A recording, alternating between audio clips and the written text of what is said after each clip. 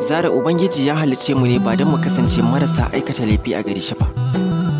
Babu wanda 100% zai iya aikata daidai a rayuwarsa.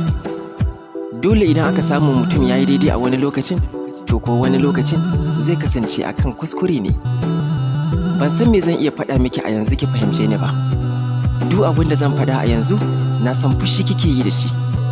Kin zartar min da hukuncin daina yin magana da ke, ba tare da kin tambayi ni uzurina ba. Zara, ko kin san ma'anar daina yin magana da ke a gare ni? Daina yin magana da ke a gare ni daidai yake da daina samun farin ciki a rayuwata. Da irin wannan hukuncin ne kike tunanin za ki iya hukunta ni? A gare ni gwanda ki azabtar da ni na iya tsawon rayuwata. Da a ce an waye gari kin daina yi min magana. Zan iya ɗaukar kowane irin hukunci da ya fito a gare ki. Amma ba zan iya ɗaukar hukuncin daina yin magana da ke ba. Ki bani dama na kira ki na baki haƙuri. Don Allah, kada ki fushi da ni Zara, don Allah.